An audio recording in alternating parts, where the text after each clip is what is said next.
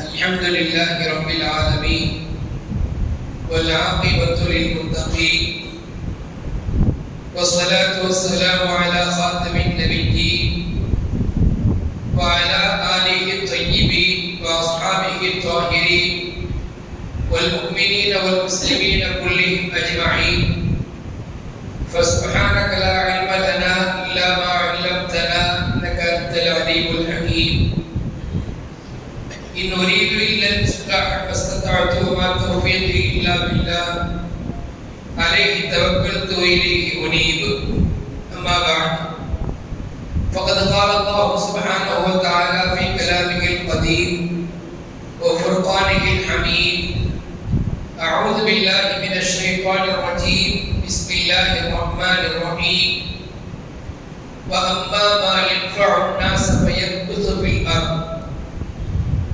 وقال نبي الله سيد البشر خاتم الأنبياء والمرسلين محمد رسول الله صلى الله عليه وسلم الخلق عيال الله فأحب الخلق إلى الله أحسنهم إلى عياله أو كما قال عليه الصلاة والتسليم اللهم صل على محمد طب القلوب ودوائها وعافية الأبدان وشفائها ونور الأبصار وضيائها وعلى آله وصحبه وبارك وسلم எல்லா புகழும் அல்லாஹ் ஒருவனுக்கே உரித்தாகுக.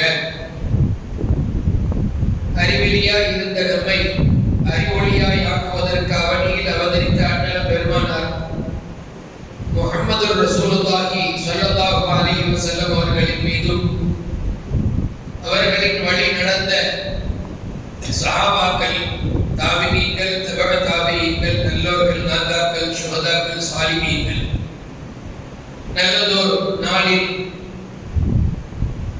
நல்லதோர் இபாதத்திற்காக இங்கே குழுமி இருக்கும் நம் அனைவரின் மீதும் அல்லாஹ்வின் அன்பும் அருளும் அருமை நாயகத்தின் ஷஃபாஅத்தும் உண்டாகட்டுமாக. ஆமீன்.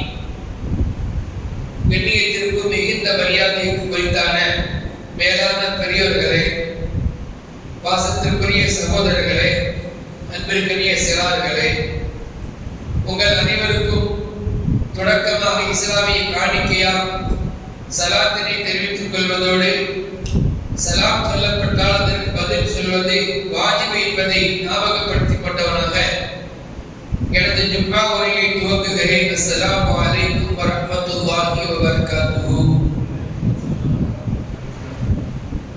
கண்ணியமிக்க முஃமினீன்களே, இந்த மாதம் தொடங்கி ஒரு 20-22 நாட்கள் தான் கடந்திருக்கும். வேறு தலைப்புகளை பேச முடியாதது போல் இந்த 20 நாட்களில் நடந்த 2 பேரிடர்கள், மிகப்பெரிய மழையினுடைய அந்த இடர்கள், அதனால் மக்களுக்கு ஏற்பட்ட சேதங்களும் பாதிப்புகளும், அதை நினைத்து பார்க்கிற போது நாம் அதை சுற்றியே பேச வேண்டிய, அந்த மாதிரி நேரங்களில் நாம் நடந்து கொள்ள வேண்டிய விதம் என்ன என்பதை நினைவு கூற வேண்டிய ஒரு சூழ்நிலையில் நிர்பந்தம் தான் ஜும்மா மேடைகளுக்கு இருந்து கொண்டிருக்கிறது. 2 வாரங்களுக்கு முன்னால் தலைநகரில் என்று சொன்னால், இதோ கடந்த 4-5 நாட்களுக்கு முன்னால் கடைக்கோடியில் ஒரு பேரிடர். இப்படி 2 பேரிடர்களிலேயும் பாதிக்கப்பட்ட மக்கள் ஏராளமான ஆட்கள், வீடுகளும் கடைகளும் பல்வேறு ஒரு சேதங்களை நாம் வாட்ஸ்அப் தளங்களிலே, சோசியல் மீடியாக்களிலே பார்த்தோம். ஒவ்வொரு மனிதருக்கும் வீடு கட்டி வாழ்வது என்பது மிகப்பெரிய கனவு இல்லையா? உலகத்துல சொந்தமா ஒரு வீடு கட்டி நாம வாழணும், வசிக்கணும், அது ஓட்டி ஒரு குடிசையாக இருந்தாலும் சரி என்று நினைக்கிற அளவுக்கு சொந்த வீடு கட்ட வேண்டும் என்கிற ஒரு கனவு. அந்த கனவே ஒரு குடும்பத்திற்கு தகர்ந்ததை நாம் பார்த்தோம் மீடியாக்கள். ஒரு வீடு அப்படியே தகர்ந்து விழுகிறது தண்ணீரில். சாதாரணமாக அதை கட்டி எழுப்பிட முடியுமா? அந்த வீட்டுக்காரர் பேட்டி அளிக்கிறார், நான் சிறுக சிறுக சேமித்து கட்டிய வீடு.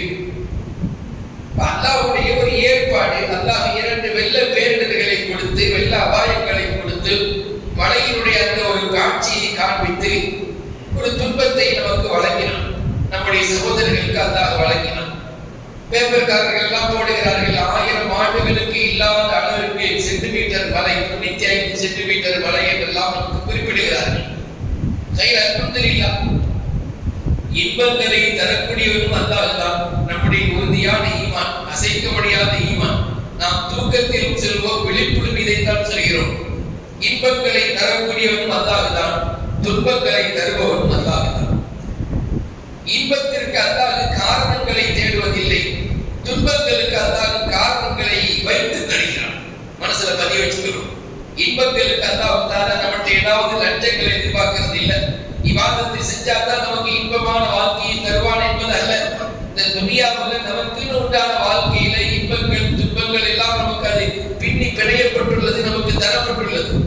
ஆனால் அல் குர்ஆனும் அருமை நாயகம் ஸல்லல்லாஹு அலைஹி வஸல்லம் ஹதீஸும் துன்பங்களுக்கான பின்னணியிலே நம்முடைய தவறுகளை காரணமாக சுட்டி காட்டுகிறார்கள். நம்ம யாரும் செய்த தவறுகள், குற்றங்கள் இதுபோல பேரிடர்களுக்கு காரணமாக இருக்கலாம் என்று குறிப்பிடுகிறார். நாம் கொஞ்சம் ஒரு படிப்பினையாக எடுத்துக்கொள்ளணும்.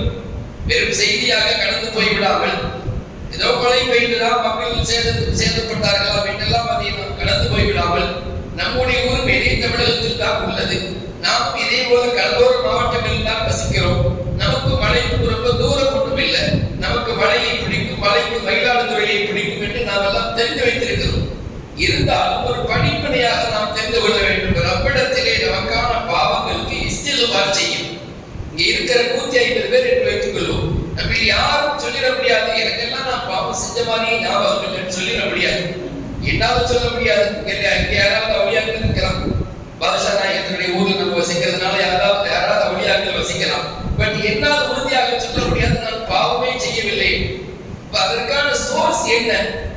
என்னுடைய பாவத்தினால் அண்டை வீட்டாருக்கோ அல்லது இந்த ஊருக்கோ ஏதேனும் நஷ்டம் வரும் என்று எனக்கு தெரிந்தால் நான் எப்படி அதை பார்த்துக் கொண்டு வேடிக்கை பார்ப்பேன்? அதை எப்படி நான் பார்த்துக் கொண்டிருப்பேன்? இஸ்திக்ஃபார் செய்ய வேண்டும். யதார்த்தமாக இதை நாம் ஒரு செய்தியாக கல்வியிலே கொள்வோம். நம்முடைய பாவங்களுக்கான இஸ்திக்ஃபார் என்பது அது மிகப்பெரிய நியமத்துகளை தரும், வேதனைகளை தராது. அல்ஹம்துலில்லாஹ். துன்பங்களும் இன்பங்களும் அல்லாஹ் நமக்கு இணைத்து தந்துள்ளான். இஸ்லாமிய மார்க்கம் ஒரு மனிதனுக்கு இபாதத்துகளை போதித்ததை விட, வணக்க வழிபாடுகள் குறித்து வார்த்தைகள் சொன்னதை விட, இந்த மாதிரி கஷ்டப்படக்கூடிய நபர்களுக்கு உதவுவதை குறித்து நிறைய பேசியிருக்கிறது. இஸ்லாமிய வரலாற்றிலே நீங்கள் பார்க்கலாம். இஸ்லாமியர்கள் பிற மதத்தவர்களின் கல்வியிலே உட்கார்ந்தது இந்த உதவியை கொண்டுதான், வேற எதை கொண்டும் இல்லை. நாம பள்ளியில இபாதத்து செய்யறோம் கால்களுக்கு, பிற மக்களுக்கு தெரியாது. நம்ம எல்லாம் கால்களுக்கு 20 ரக்காத் ரமதானிலே தொழுதோம் என்று எத்தனை பேருக்கு தெரியும்? பள்ளியில ஒன்று கொடுத்தாங்களா, இடையில ஏதோ சீரடி வளர்க்கிறாங்களா, இதுதான் தெரியும். உள்ள நடந்தது தெரியுமா? தெரியாது. அப்போ நம்முடைய தொழுகை என்பது அது நமக்கும் அல்லாஹ்வுக்கும் மத்தியில் உள்ளது. நம்முடைய நோன்பு என்பது அது அல்லாஹ்வுக்கும் நமக்கு மத்தியில் உள்ளது. ஹஜ் என்பது நாம் அல்லாஹ்வுடைய இல்லத்தை தரிசிக்கக்கூடிய ஒரு புனிதமான அமல். இதையெல்லாம் கடந்து இந்த உலகத்திலே நாம் ஒரு உருப்படியான அமலை செய்ய ஆசைப்பட்டால், ஒரு நல்ல உன்னதமான அமலை செய்ய ஆகிரகப்பட்டால் நமக்கான ஒரு வாய்ப்பு என்ன தெரியுமா? இது போல கஷ்டப்படக்கூடிய நபர்களை பார்த்து பார்த்து உதவும். நம்ம எவ்வளவு உதவுறோம் என்பது அல்லாஹ் பார்க்கறது இல்லைங்க. அல்லாஹ்வுடைய கான்செப்ட் என்னன்னா, அல்லாஹ் வந்து அந்த சைஸ் அது பார்க்கறதே இல்லை. எவ்வளவு கொடுக்கிறோம் என்று பார்க்கறது இல்லை. என்ன மனதோடு கொடுக்கிறோம் என்று பார்க்கிறோம். கஷ்டப்படக்கூடிய நபர்கள், சிரமப்படக்கூடிய நபர்கள், பாதிக்கப்பட்ட நபர்கள், அவர்களுக்கு நாம் உதவ வேண்டும். நம்மால் எவ்வளவு முடியும்? நபி ஸல்லல்லாஹு அலைஹி வஸல்லம் நரக வேதனை விட்டு தவிர்த்து கொள்ளுங்கள் என்று சொல்லும் போது ஒரு வார்த்தையை சொல்வார்கள். வலவ் பிஷிக்கி தம்ரத்தி, வலவ் பிஷிக்கி தம்ரத்தி, இத்தகுன் நார வலவ் பிஷிக்கி தம்ரா. நீங்கள் நரகத்தை விட்டு பயந்து கொள்ளுங்கள், தவிர்த்து கொள்ளுங்கள். ஒரு பேரித்த துண்டையாவது கொடுத்து, பேரித்த பணத்தை அல்ல, இதுக்கு பேர் தம்ரத்தை. ஷிக்கி தம்ரத்துனா என்னங்க? பேரித்த பணத்தை பிச்சு கொடுக்கிறதுங்க. பிச்சை எத்தனை பேருக்கு அது வயிறு நிரம்ப, ஒருத்தருக்கே நிரம்பாது. ஆனாலும் நீங்க கொடுங்க, நரகத்திலிருந்து காப்பாற்றப்படுவீங்க. அல்லாஹ் ஜல்லஷானஹு தஆலா இதுபோல கஷ்டமான நேரங்களில் நாம் உதவி செய்வதை எதிர்பார்க்கிறான். அது இஸ்லாமிய மிகப்பெரிய ஒரு கடமை என்று அல்லாஹ் ரசூலும் குறிப்பிடுகிறார்கள். மனதில் பதிய வைத்துக் கொள்ள வேண்டும். நற்பண்புகள் என்று நாம் பேசுகிறோமே, எந்த நற்பண்புகளால் இஸ்லாம் வளர்ந்தது என்று நாம் பார்த்துக் கொள்கிறோமோ, அந்த நற்பண்புகளில் பிரதான பண்பு என்பது பிறருக்கு உதவுவதுதான். நமக்கு ஏற்படக்கூடிய துன்பங்கள், அதில் நாம் பொறுமை மேற்கொள்கிறோம். நமக்கு வரக்கூடிய ஞாபகங்கள், அதற்கு நாம் நன்றி செலுத்துகிறோம். இதுவெல்லாம் நல்ல பண்பு தான், மறுப்பதற்கு இல்லை. ஆனால் அந்த நற்பண்புகளிலேயே மிக உன்னதமான பண்பு என்னதுமா? ஒரு மனிதர் கஷ்டப்படுகிறார் இழந்து காசு இழந்து கடை இழந்து நிற்கிறார் என்று தெரிந்தால் நம்மாலான உதவிகள் என்னவோ அதை அவருக்கு கொண்டு போய் சேர்ப்பது மிக உயர்ந்த உன்னதமான பண்பு. அந்த வகையில் இந்த பேரிடர் காலங்களில் நாம் கண்ட காட்சிகள், நம்முடைய நண்பர்கள், தெரிந்தவர்கள், ஊர்க்காரர்கள், இவர்களுக்கு நாம் செலுத்த வேண்டிய, நாம் செய்ய வேண்டிய கடமைகளும் பண்புகளும் வேண்டும். முதல் கட்டமாக ஒரு மனிதர் சிரமப்படுகிறார் என்று தெரிந்தால் முதல்ல நாம் செய்ய வேண்டிய ஃபர்ஸ்ட் எய்ட், எப்படி ஆஸ்பத்திரியில் ஃபர்ஸ்ட் எய்ட் இருக்கு அதே மாதிரி ஒரு முஃமின் பிற மனிதர் கஷ்டப்படுவதை கண்டால் அவருக்கு செய்ய வேண்டிய முதல் உதவி ஆறுதல் படுத்தும். கவலைப்படாதீங்கன்னு சொல்வதே ஒரு சவாபான ஆச்சரியமா இருக்கு. இதுக்கு எவ்வளவு நம்ம செலவழிக்க போறோம்? 10 ரூபாய் செலவழிப்போமா? ஒன்றும் கிடையாது. கவலைப்படாதீங்க, இதெல்லாம் உங்களை விட்டு நீங்கிறோம். இந்த சிரமம் எல்லாம் சும்மா யதார்த்தமானது. இது யாருக்கும் நிரந்தரம் அல்ல. துனியாவில் யாரும் இன்பத்தையும் கையில் பிடித்துக் கொண்டே வாழ்ந்ததில்லை, துனியாவில் யாரும் துன்பத்திலேயே உழன்று வாழ்ந்ததும் இல்லை அப்படின்னு ஒரு ஆறுதல் சொல்லுது. மிகப்பெரிய சோகம் அப்படின்னு சொன்னா புத்திர சோகம் தானே. குழந்தையை இழந்து தவிப்பது மிகப்பெரிய சோகம். பெருமானார் ஸல்லல்லாஹு மகனார் ஸைனப் ரலியல்லாஹு அன்ஹா அவர்களின் மகனார் ஒரு நோயுற்று மரண தருவாயில் இருக்கிறார். பெருமானார் ஸல்லல்லாஹு மகனார் ஸைனப் ரலியல்லாஹு அவர்கள் அவர்களின் மகனார் குழந்தை அவர் நோயுற்று அந்த நோயினுடைய ஒரு பிடிப்பில் இருந்து விடுபட முடியாமல் மரண தருவாயில் இருக்கிறார். அதற்கு ஸைனப் ரலியல்லாஹு அவர்கள் நாயகம் ஸல்லல்லாஹு அலைஹி கூப்பிட்டு ஆரம்பிக்கிறார். என்னுடைய தந்தை நபி ஸல்லல்லாஹு அலைஹி அழைத்து வாருங்கள் என்று உசாமத்துக்கு ஒரு செய்தி அனுப்பி வைக்கிறார். நபி ஸல்லல்லாஹு அலைஹி வஸல்லம் இங்க இருந்து ஒரு வார்த்தை சொல்லி அனுப்புனாங்க, ஸைனபுக்கு நீங்க போய் ஆறுதல் சொல்லுங்க, நான் சொன்னதாக சொல்லுங்கள், என்னுடைய சலாத்தை எத்தி வைத்து விட்டு சொல்லுங்கள், லில்லாஹி மா அஹத வலஹு மா அஅதா வலிகுல்லின் அஜலுன் முஸம்மா ஃபல்தஸ்தபிர் வல் தஹ்தசிப் ஃபல்தஸ்பிர் வல் தஹ்தசிப் என்று சொல்லி அனுப்புனாங்க. அல்லாஹ் கொடுத்தது அவனுக்கே சொந்தம், அல்லாஹ் எடுத்ததும் அவனுக்கே சொந்தம். ஒவ்வொரு பொருளுக்கும் ஒரு குறிப்பிட்ட தவணை உண்டு. பொறுமை காக்க சொல்லுங்கள், அல்லாஹ் கொடுத்து நன்மை எதிர்பார்க்க சொல்லுங்கள் என்று ஒரு ஆறுதல் சொல்லி அனுப்பினார். இது ஒரு நிகழ்வு. நமக்கு இதுல என்ன தெரியுதுன்னா, ஒரு கஷ்டப்படக்கூடிய நபருக்கு முதல்ல நாம ஆறுதல் படுத்தணும். ஒன்றும் கவலைப்படாதீங்க, இது ஒண்ணு உங்களுக்கு மட்டும் வந்ததில்லை, இது உங்களுக்கு எப்பவும் இருக்க போறதில்லை அப்படின்னு ஆறுதல் படுத்துவது என்பது மிக உன்னதமான. நமக்கு தெரிந்த அங்க போய் ஆறுதல் படுத்த முடியும். நமக்கு தெரிந்த நபர்கள், நமக்கு நண்பர்களோ அல்லது வேறு யாரும் அந்த ஊரில் இருந்தால் ஒரு போன் வெளிச்சு, ஒரு போன் செய்து கொஞ்சம் கவலைப்படாதீங்க, எல்லாம் சரியா வந்துடும், உங்களுடைய வீடுகள் எல்லாம் திரும்ப கிடைச்சிடும். ஏதாவது முதலமைச்சர் தான் பயணம் செஞ்சு போகணும் இல்லை, நாமளே இங்க இருந்து என்ன செய்யலாம், அவருக்கு ஒரு ஆறுதல் படுத்தும் விதமாக ஏதேனும் வார்த்தைகளை சொல்லணும். அப்போ இதுபோல பேரிடர் காலங்களில் அல்லது கஷ்டப்படுகிற ஆட்களை நாம் சந்தித்தால் நமக்கான முதல் கடமை என்பது அவர்களுக்கு ஆறுதல் படுத்தும். இரண்டாவதாக அதிலிருந்து மீளுவதற்கான வழியை, சோர்ஸை நமக்கு தெரிந்தால் சொல்வது, இப்படி செய்யுங்க சரியா வந்துடும். கடை இழந்து நிற்கிறார், வியாபாரம் இழந்து நிற்கிறார் என்று தெரிந்தால், யாரா இருந்தாலும் பேரிடரை முன்வைத்து பொதுவாக பேசுகிறோம். ஒரு கஷ்டப்படக்கூடிய நபருக்கு நம்மாலான இரண்டாவது கடமை அவர் அதிலிருந்து மீண்டு வருவதற்கான வழியை சொல்வது. நோயுற்ற நபர் இருக்கலாம், குடும்பத்திலே சிக்கல் கொண்ட நபர் இருக்கலாம், வியாபாரத்திலே நஷ்டம் கொண்ட நபர் இருக்கலாம். நமக்கு என்ன தெரியுமோ அதை அவருக்கு சொல்றது. ஒரு நல்ல மருத்துவர் நமக்கு தெரிந்தால் அந்த மருத்துவரை பற்றி உண்டான தகவலை அவருக்கு சொல்வது. நம்ம என்ன நினைக்கூடாது, நம்ம ஒருத்தருக்கு காட்டிட்டு இருக்காரு, நம்ம வேற இன்னொரு டாக்டர் சொல்லி அவர் நம்ம டைவர்ட் பண்ண வேண்டாமே. தகவல் என்னங்கிறத தெளிவாக தெரிந்து கொண்டு அவர் காட்டக்கூடிய மருத்துவரை காட்டிலும் சிறந்த மருத்துவர் நமக்கு தெரிந்தால் அவரை அடையாளப்படுத்துவது என்பது நற்பண்புகளில் ஒன்று. இதற்கு நாம் ஒன்றும் செலவழிக்க வேண்டியது இல்லை, காசு பணங்களோ நேர காலங்களோ எதுவும் இல்லை. 2-3 வார்த்தை, நீங்க இந்த நோய்க்கு இந்த மருத்துவர் பெஸ்ட் அப்படின்னு சொல்லுது, மீள்வதற்கான வழி. கண்மணி முஹம்மது ரசூலுல்லாஹி ஸல்லல்லாஹு அலைஹி வஸல்லம் மஸ்ஜித் நபவிக்கு வர்றாங்க. அது ஒரு தொழுகை நேரம் அல்ல, ஒரு தொழுகை நேரம் அல்ல. மஸ்ஜித் நபவிக்கு வந்தாங்க.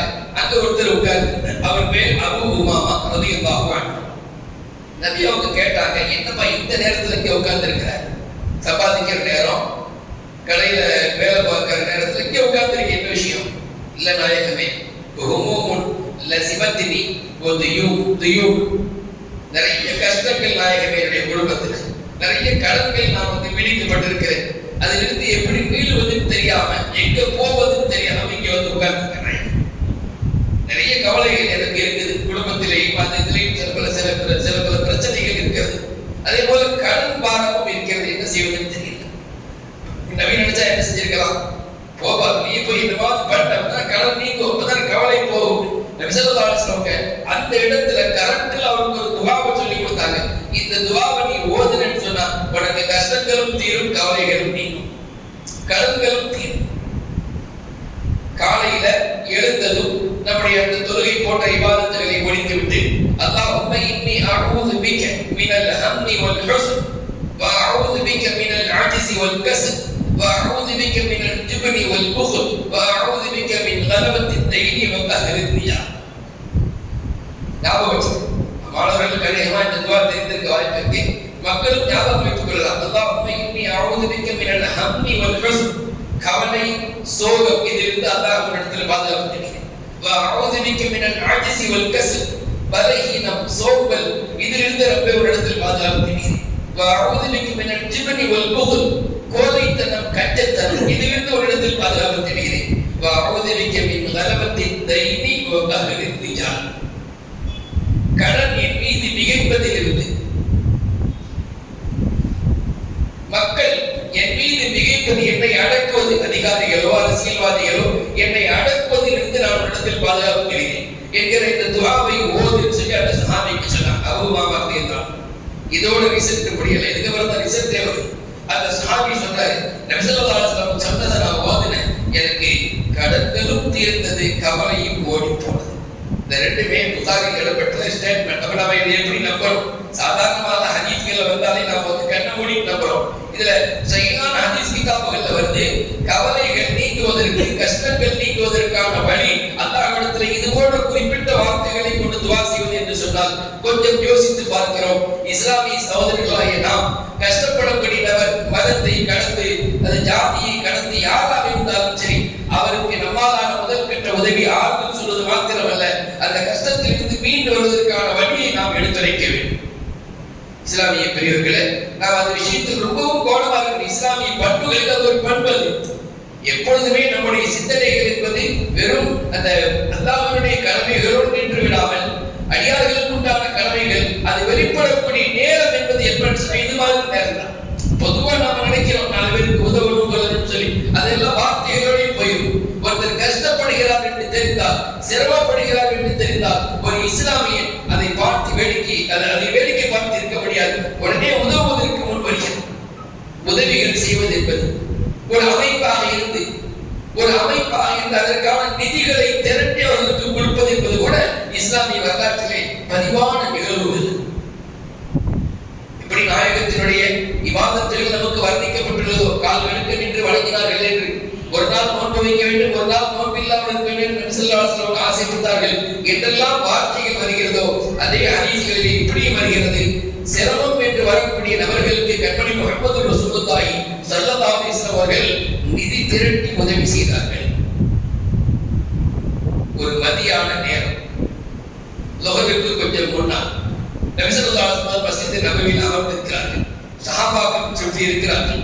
இதை அறிவித்தவர் ஜரீர் இப்னு அப்துல்லாஹ் ரலியல்லாஹு அன்ஹு, நாங்கள் குன்னா அன்த நபி ஸல்லல்லாஹு அலைஹி வஸல்லம் ஃபீ ஸத்ரின் நஹாரி, ஒரு பகல் நேரத்தில் நாங்கள் நபி ஸல்லல்லாஹு அலைஹி வஸல்லம் அருகில் அமர்ந்திருந்தோம். அப்பொழுது ஒரு கூட்டம் வந்தார். ஒரு ஊரிலிருந்து ஒரு கூட்டம் வந்தது. அல்லாஹ் அக்பர். அந்த கூட்டத்தாருடைய அந்த தோற்றத்தை பார்த்தால் ரொம்ப பரதேசியான கோலம், உடலில் சரியான அளவிற்கு உடை இல்லை, அவருடைய முகத்திலே ஒரு தெளிச்சி, ஒரு செல்வம் இருப்பதற்கான எந்த விதமான ரேகைகளும் இல்லை. ரொம்ப சோகமான ஒரு நிலையில, ரொம்ப வறுமையை, பட்டினியை, பசியை ஒரு சொல்லாமல் சொல்லுகிற தோட்டத்தில் உள்ளே வருகிறார்கள். ஸல்லல்லாஹு அலைஹி வஸல்லம் அதை பார்த்துட்டு, அல்லாஹ் அக்பர், நாம ஹயாத்தாக இருக்க நம்முடைய முஸ்லிம் சமூகத்தை சார்ந்த ஒரு கூட்டம் இவ்வளவு பெரிய வறுமையிலும் செல்வத்திலும் இருப்பதை பார்த்து நாம் சும்மா இருப்பதா என்று உடனே பாங்குக்கான தொழுகைக்கான நேரம் வந்தது. பிலாலை அழைத்தார்கள், பாங்கு சொல்லும்படி சொன்னார்கள், தொலை வைத்தார்கள். தொலை வைத்து முடித்து மிம்பரில் ஏறினார்கள். இது மாதிரி சில சமயத்தில் மிம்பரில் ஏறினார். நம்மளால மிம்பால் மட்டும்தான் ஏறணும். ஆனால் நபி ஸல்லல்லாஹு அலைஹி வஸல்லம் மிம்பரில் ஏறக்கூடிய மிக முக்கியமான தருணமாக இந்த தருணத்தை பயன்படுத்தியிருக்காங்க. எது அப்படின்னா, கஷ்டப்படக்கூடிய நபர்களுக்கு நிதி திரட்டி உதவுவதற்காக மிம்பரில் ஏறியிருக்கிறார். மிம்பரில் ஏறினார். ஏறி அவங்க ஓதுன அந்த 2 வசனங்களுக்கு பாருங்க, அதன் பொருள் தெரிந்தா நாமளே என்ன செஞ்சிருவோம், வேற அதற்கு அடுத்தபடியான விஷயமே தேவையில்லை என்று முடிவு போதும். நபி ஸல்லல்லாஹு அலைஹி வஸல்லம் ஓதுனாங்க, யா அய்யுஹன் நாஸ் தக்வ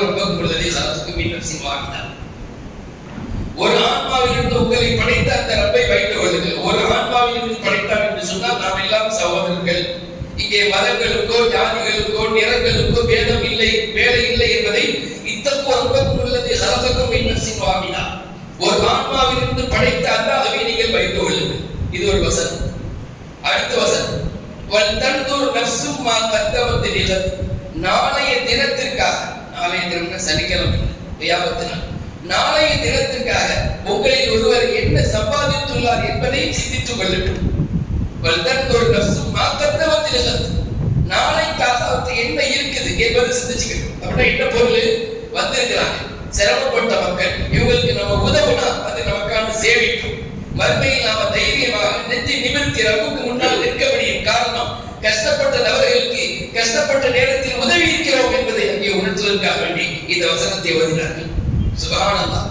சஹாபாக்கள் தான் எள்ளுனா என்னையா இருப்பாங்க, அவங்க உடனே வீடுகளுக்கு போனாங்க. அதுல எல்லாருமே பணக்காரங்க இல்ல, சஹாபாக்கள் எல்லாருமே நீடுரை வாசல் மக்கள் அல்ல, கொஞ்சம் நடுத்தரமான மக்கள். சிலர் திரகங்களை கொண்டு வந்தாங்க, சில பேர் தீனார்களை கொண்டு வந்தாங்க, அவங்கள்ட்ட இருந்த திரகங்கள் தீனார்கள், சில பேர் கோதுமையை கொண்டு வந்தாங்க, சில பேர் பேரித்த பழத்தை கொண்டு வந்தாங்க. ஒருத்தர் அவர் மட்டும் கொஞ்சம் பெரிய வசதி படுத்து அவர் ஒரு மூட்டையை தூக்கிட்டு வந்தார். ஹதீஸ்ல வருது, அவரால் அந்த மூட்டையை தூக்க முடியல, ஹத்தா காதத் அன் தஅஜிஸ, அவர் தூக்க முடியாமல் போக ரொம்ப சிரமப்பட்டு ஒரு வழியா தூக்கி கொண்டு வச்சிட்டார். இப்படியே நிதி திரட்டப்பட்டுச்சு. ஆளாளுக்கு என்ன இருக்க எல்லாம் கொண்டு வந்தாங்க. ஹதீஸ்ல வருது, 2 மூட்டைகள் சேர்ந்து விட்டதாம். திரகங்கள் தீனார்களை கொண்ட ஒரு மூட்டை, உணவுகளும் துணிமணிகளை கொண்ட ஒரு மூட்டை. இந்த 2 மூட்டைகளை பார்த்த பிறகுதான் முத்து நபி முஹம்மது ரசூலுல்லாஹ்வின் முகம் தங்கத்தை போல ஜொலித்தது. கண்ணா முஹிபத்து, அது தங்கத்தை போல ஜொலித்தது என்று சொல்கிறார்கள். ஜரீர் இப்னு அப்துல்லாஹ் ரலியல்லாஹு அன்ஹு நிதி திரட்டி அவர்களுக்கு உதவி செய்தார். அவர் கஷ்டப்படுகிற போது நாம் ஒரு அமைப்பாக சேர்ந்து, ஒரு கூட்டமைப்பாக ஜமாத்தாக ஒன்று கூடி மக்களுக்கு இது போல நிதிகளை திரட்டி உதவுவது என்பது ஹதீஸிலே நமக்கு பதிவான செய்தி என்று சொன்னால், அந்த வழியில் நாம் வந்திருக்கிறோம் என்பதை இன்னொரு முறை நினைவு கூறுகிறோம். அதன் முடிவில் சொன்னார்கள், கண்மணி முஹம்மது ரசூலுல்லாஹி ஸல்லல்லாஹு அலைஹி வஸல்லம் சொன்னார்கள், மன் சன்ன ஃபில் இஸ்லாமி சுன்னத்தன் ஹஸனா, யார் இது போல நல்ல செயல்பாடுகளை இஸ்லாத்தில் உண்டாக்கி செல்கிறார். அங்க நபி உண்டாக்கினாங்க, முன்மாதிரியாக உண்டாக்கினார்கள். பின்பு சொல்கிறார்கள், இது போல நல்ல முன்மாதிரி உங்களில் யார் உண்டாக்குகிறாரோ அவருக்கு கடைசி வரை நன்மை போய் கொண்டே இருக்கும். காரணம், அதை கொண்டு அமல் செய்யக்கூடிய நபர்களை அந்த காலத்துக்கு காலமாக உண்டாக்கி கொண்டே வருவான். இன்னைக்கு நாம செஞ்சுக்கிட்டு இருக்கோம். இன்னைக்கு நாம செய்யறதை பார்த்து நம்முடைய சந்ததிகள் நாளைய அவர்களுடைய வாழ்வின் போது, அவர்கள் உயர்ந்து நிற்கிற போது கஷ்டப்படக்கூடிய நபர்கள் உதவுவார்கள். இப்படியே கியாமத் வரை அந்த முதலில் உண்டாக்கிய சிதைவுகளுக்கு நன்மை சென்று கொண்டே. அவன் நல்ல விஷயங்களை உண்டாக்குவதற்கு நாம் இதெல்லாம் ஒரு வாய்ப்பாக பயன்படுத்திக் கொள்ள வேண்டும். இஸ்லாமிய பெரியவர்களே, ஒரு மிகப்பெரிய ஒரு உதவியினுடைய நிகழ்வை நாம் இஸ்லாமிய வரலாற்றில் பார்க்கிறோம். செய்தனா அபூபக்கர் ரலியல்லாஹு ஆட்சி காலம் ஒரு பஞ்சம் ஏற்பட்டது, ஒரு மிகப்பெரிய வறுமையினுடைய காட்சி உண்டானது. தாரீഖ் இப்னு ஹிஷாம்ல இந்த பதிவு இருக்கிறது. மக்கள் எல்லாம் ஹஜ்ரத் அபூபக்கர் ரலியல்லாஹு அன்ஹு முறையிடுகிறார்கள், கலீஃபா அவர்களே, இது போல மிகப்பெரிய வறுமை, மிகப்பெரிய பட்டினி, என்ன வழி, என்ன அதற்கான வழி? அபூபக்கர் ரலியல்லாஹு அன்ஹு சொன்னாங்க, கொஞ்சம் பொறுமையா இருங்க, இன்னைக்குள்ள அல்லது நாளைக்குள்ள ஒரு நல்ல முடிவு வரும், நாளை காலைக்குள் உங்களுக்கு சோலை வனம் வரும் என்று அதுக்கு அபூபக்கர் ரலியல்லாஹு அன்ஹு சொல்லி அனுப்பினார். கொஞ்ச நேரம் தான் இருக்கும். ஷாமில் இருந்து ஒரு வியாபார ஒட்டக கூட்டம், மிகப்பெரிய அதிக எண்ணிக்கையில், ஏறத்தாழ 1000 ஒட்டகங்கள் என்று எழுதுகிறார்கள் வரலாற்றில். 1000 ஒட்டகங்களை கொண்ட ஒரு வியாபார கூட்டம் வந்து உஸ்மான் இப்னு அஃபான் ரலியல்லாஹு அன்ஹு வீட்டு வாசலில் நின்றது. உடனே ஊர்ல உண்டான சிறு குறு வியாபாரிகள் எல்லாம் உஸ்மான் இப்னு அஃபான் வீட்டுக்கு வந்துட்டாங்க. அவங்கள்ட்ட நம்ம இந்த பொருளை வாங்குறோம், மக்களுக்கு உதவி செய்யணும். எதற்காக வாங்குறாங்க? நம்ம அவங்கள்ட்ட காசு கொடுத்து வாங்கி மக்களுடைய வறுமையை பசியை போக்கலாம் என்கிற ஆசையிலே சஹாபாக்கள், சிறு குறு வியாபாரிகள் உஸ்மான் இப்னு அஃபான் வீட்டு வாசலுக்கு வந்து நிற்கிறார்கள். உஸ்மான் ரலியல்லாஹு அன்ஹு வீட்டுக்கு வெளியில வந்து என்ன விஷயம் கேட்டாங்க. இல்ல, உங்களிடத்துல இந்த மாதிரி இது வாங்க வந்திருக்கிறோம், உங்களுக்கு வந்திருக்குது இல்லையா, இந்த பொருள்கள் நாங்க வந்து ஒரு விலைக்கு வாங்கி மக்களுக்கு உதவ வந்திருக்கிறோம். உஸ்மான் ரலியல்லாஹு அன்ஹு கேட்டாங்க, நான் எவ்வளவு லாபம் வச்சு தரணும்னு ஆசைப்படுறீங்க? கம் அர்பா மின ஸமனில் லதி இஷ்தரைது, நான் வாங்கிய விலையை விட எவ்வளவு லாபம் வைத்து தர வேண்டும் என்று எதிர்பார்க்கிறீங்க? அந்த மக்கள் எல்லாம் சொன்னாங்க, பெரிய காசு கொடுத்து வாங்குறதுக்கு வசதி இல்லை. நீங்க வேணா என்ன செஞ்சுக்கலாம், ஒரு திருகம் 2 திருகம் லாபமாக வைத்து வையுங்கள். ஒரு பொருளுக்கான விலை 10 ரூபாய் என்று சொன்னால் ஒரு 12 ரூபாய்க்கு நீங்க விற்றீங்கன்னா நாங்க வாங்கி தர்றோம். உணவு தானியங்களை நீங்க எவ்வளவு தர்றீங்களோ அதை விட ஒரு திருகம் அல்லது 2 திருகம் எங்களால கூட தர முடியும். உஸ்மான் ரலியல்லாஹு சொன்னாங்க, இன்னொரு மனிதர் அதை விட கூடுதலாக தர்றேன்னு சொல்லியிருக்கிறார். அப்படியா? அப்படின்னா நாங்க ஒரு 4 திருகத்தை தர்றோம். உஸ்மான் ரலியல்லாஹு சொன்னாங்க, இன்னொரு மனிதர் உங்களோட கூடுதலாக தருவதாக சொல்லியிருக்கிறார். அப்படியானால் நாங்கள் 5 திருகம் தர்றோம். ஒரு பொருளுக்கு 10 ரூபாய் சொன்னா 15 ரூபாய் நாங்கள் தருகிறோம், அதற்கு மேல எங்களால் தர முடியாது. அப்போ உஸ்மான் ரலியல்லாஹு சொன்னாங்களாம், ஒருவர் இதை விட கூடுதலாக நன்மையை தருவதாக, இது லாபத்தை தருவதாக சொல்லியிருக்கிறார். உடனே அவங்க சுதாரிச்சுட்டாங்க. நம்ம எல்லாரும் கேட்கிறோம், மதீனாவில் உள்ள எல்லா வியாபாரிகளும் சிறு குறு வியாபாரிகள் எல்லாம் கவர்ந்து நிற்கிறோம். நம்ம இல்லாம வேற யாரு நம்மளோட கூடுதல் லாபத்துக்கு கொடுக்கிறதுக்கு தயாரா இருக்கிறாங்க அப்படிங்கிறத நினைச்சிட்டு அவங்க கேட்டாங்களா? நாம எல்லாரும் இங்க இருக்கும்போது யார் உங்களுக்கு எங்களோட கூடுதலான லாபத்தை கொடுத்து பொருளை வாங்க தயாரா இருக்கிறாங்க கேட்டாங்க. அப்ப அதற்கு உஸ்மான் இப்னு அஃபான் ரலியல்லாஹு சொன்னாங்க, ரப்பு சுப்ஹானஹு வ தஆலா ஒரு பொருளுக்கு 10 திருகத்தை கொடுத்து வாங்க தயாராக இருக்கிறார். அப்படின்னு என்ன அர்த்தம்? ரப்புக்காக நாம் ஒரு திருகத்தை கொடுத்தால் அல்லாஹ் நமக்கு திரும்ப தருவது 10 திருகத்தை. அவங்க சொல்றாங்க, நான் அல்லாஹ்விடத்தில் உறுதிமொழி எடுத்து விட்டேன், இந்த பொருள்கள் யாவையும் என்னுடைய லாபங்கள் ஏறத்தால் 1000 கொட்டகைகளில் வந்திருக்கக்கூடிய லாபங்கள் யாவற்றையும் இந்த மக்களுக்கு உதவுவதற்கு நான் முன் வந்து விட்டேன். என்னுடைய ரப்பு எனக்கு ஒரு தீனாருக்கு 10 தீனாரை தர தயாராக இருக்கிறார் அப்படின்னு ஹஜ்ரத் உஸ்மான் ரலியல்லாஹு சொல்லி அவர்களே முன்னின்று அந்த ஊர் மக்கள் எல்லோருக்குமான உதவிகளை செய்து பசியை பட்டினியை போக்கினார்கள் என்று வரலாறு கூறுகிறது. இஸ்லாமிய பெரியவர்களே, இப்படி ஒரு முன்மாதிரியான பிறர் நலனை நாடக்கூடிய ஒரு சந்ததிகள் மூதாதையர்கள் நம்முடைய முன்னோர்கள் வாழ்ந்தார்கள் என்று சொன்னால் அது வரப்படி நாம் நம்முடைய பிள்ளைகளுக்கும் இதுபோல தன்மைகளை பழக்க வேண்டும். கஷ்டப்படுகிற போது அவர் யாராக இருந்தாலும் சரி, அல் ஹல்கு ஹியாவுல்லாஹ், உலகத்தில் உண்டான படைப்பினங்கள் யாவுமே அல்லாஹ்வுடைய குடும்பத்தார், ஐமீன் அல்லாஹ்வால் படைக்கப்பட்டவர்கள். அவர்கள் அவர்களுக்கு யார் உதவி செய்கிறாரோ அவர்தான் மக்களிலே அல்லாஹ்வுக்கு ரொம்ப பிரியமானவர் என்பதை நமக்கு சொல்லித் தருகிறார். அப்ப இந்த இஸ்லாமிய மார்க்கம் உதவிகளிலேயும் ஒத்தாசைகளிலேயும் கஷ்டப்படுகிற போது கை கொடுத்து தூங்கி விடுவதிலேயும் தான் வளர்ந்து வந்துள்ளது என்பது நமக்கு வரலாறு நெருங்க உணர்த்தப்பட்ட செய்தி. நபி ஸல்லல்லாஹு அலைஹி வஸல்லம் பசியோடு இருக்கக்கூடிய நபர்களுக்கு உணவளிப்பது குறித்து எத்தனை ஹதீஸ்களை சொல்லியிருக்காங்க. சமீபத்தில் கூட வாட்ஸ்அப்ல பார்த்தோம், மாலை அணிந்திருக்கக்கூடிய இந்து சகோதரர்களுக்கு, அவர்களுடைய அந்த கோயில் குளங்களுக்கு மாலை அணிந்திருக்கக்கூடிய மக்களுக்கு உணவளித்த ஒரு வாட்ஸ்அப்பை நாம் பார்த்தோம். அப்ப இதெல்லாம் நமக்கு எதை உணர்த்ததுன்னா, உணவளிப்பது என்பது கஷ்டப்படுகிற வசிக்கக்கூடிய உணவின்றி தவிக்கக்கூடிய நபர்களுக்கு உணவளிப்பது என்பது மிக பிரதானமான செய்தி. அல்லாஹ் ஜல்ல ஷானஹு தஆலா பல்வேறு குற்றங்களுக்கான பரிகாரத்தை சொல்லும் போது அங்கே இத்ஆமு 10 மசாகீன, இத்ஆமு 60 மிஸ்கீனா, 10 மிஸ்கீன்களுக்கு 10 ஏழை எளிய மக்களுக்கு உணவளிப்பது, 60 நபர்களுக்கு உணவளிப்பது என்று சில தவறுகளுக்கான பரிகாரங்களை அல்லாஹ் குறிப்பிடுகிறார். இஸ்லாமிய பெரியவர்களே, அப்படியானால் குர்ஆனையும் ஹதீஸையும் வரலாற்றையும் ஆய்வு செய்கிற நமக்கு கிடைக்கிற ஒரு செய்தி என்னன்னு சொன்னா, இதுபோல பேரிடர் சமயங்கள், கஷ்டப்படுகிற சமயங்களில் நம்முடைய உதவிகள் எப்படியாவது அவருக்கு போயிடும். அது எவ்வளவு போகுது என்பதையெல்லாம் நாம் சிந்திக்க வேண்டியது. நம்மாலான உதவிகள், அது ஒரு ஆறுதல் சொல்வதாக இருந்தாலும் சரி, அல்லது அவர்களுக்கான மீள்வதற்கான வழியை சொன்னாலும் சரி, எந்த வழியிலாவது நாம் அவருக்கு உதவினோம் என்று சொன்னால் அதுவே நமக்கு நாளை கியாமத்திலே உயர்ந்த பதவிகளை பட்டங்களை பெற்றுத் தரும். அடிக்கடி இந்த மேடையில் சொல்லப்பட்ட செய்திதான், அல்லாஹ் ஜல்ல ஷானஹு தஆலா நாளை கியாமத் நாளையில எந்த அமல்களை கொண்டு தனது பொருத்தத்தை வெளிப்படுத்துவான் என்று தெரியாது. பெரிய பெரிய அமல்களை செய்திருப்போம், அதையெல்லாம் அல்லாஹ் கண்கொண்டு பாராமல் ஏதோ ஒரு சின்ன சின்ன உதவிகளை செய்திருப்போமா இல்லையா? ஒரு கல்லு முள்ளுகளை நகர்த்தியிருப்போம், அல்லது கஷ்டப்படக்கூடிய நபருக்கு ஒரு ஆறுதல் சொல்லியிருப்போமா இல்லையா? இதை அல்லாஹ் பொருந்திக் கொண்டு நமக்கு சொர்க்கத்தை, அவனது பொருத்தத்தை தருகிறான். முஸ்லிம் ஷரீஃபில் பதிவு செய்யப்பட்ட செய்திதான், ராயித்து ரஜுலன் யதகல்லபு ஃபில் ஜன்னதி, ஒரு மனிதரை நான் சொர்க்கத்தில் பார்த்தேன், அவர் பஞ்சு மெத்தையில் புரண்டு கொண்டிருக்கிறார். என்ன காரணத்திற்காக அல்லாஹ் இவ்வளவு பெரிய அந்தஸ்தை தந்தான் என்று நான் கேட்டபோது, அவர் மக்களுக்கு தீங்கிழைக்கக்கூடிய ஒரு கிளையை, மரத்தினுடைய ஒரு முள்ளு கிளையை அவர் வெட்டினார், அதற்காக வேண்டி அல்லாஹ் அவருக்கு இவ்வளவு பெரிய அந்தஸ்தை தந்திருக்கிறார் அப்படின்னு சொன்னா, இந்த எல்லா ஹதீஸ்களும் இந்த எல்லா வரலாறும் முஸ்லிம் சமூகத்திற்கு சொல்லக்கூடிய செய்தி. நம்முடைய உதவிகள் என்பது, அதுவும் கஷ்டப்படுகிற போது நாம் செய்யக்கூடிய உதவிகள் என்பது நமக்கு நாளை கியாமத் நாளையில் புண்ணியங்களாக நம்முடைய கண்ணியங்களுக்கு காரணமாக அமையும் என்று சொன்னால் நாம் ஏன் அந்த விஷயத்தில் தயங்க வேண்டும்?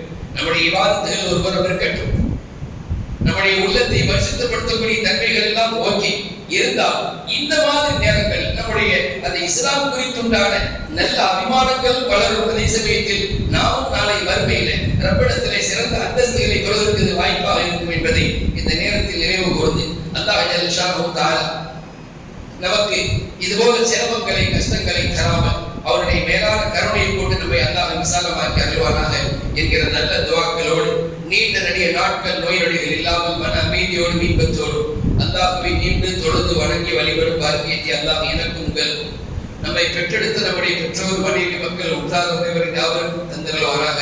நமது உயிருக்கு உயிரான உயிரினும் மேலான கண்மணி நாயகம் ஸல்லல்லாஹு அலைஹி வஸல்லம் அவர்களை கனவிலும் நினைவிலும் கண்டுகளித்து வாழுகிற தௌஃபீகை தந்தருள்வானாக. மருத்துவமனை செலவுகள் சிரமங்களுக்கு வந்தால் நம்மை பாதுகாத்தருள்வானாக என்கிற நல்ல துஆக்களோடு உங்கள் அனைவரின் துஆவை ஆதரவை நான் நிறைவு செய்கிறேன். அஸ்ஸலாமு அலைக்கும் வரஹ்மத்துல்லாஹி வபரகாத்துஹு.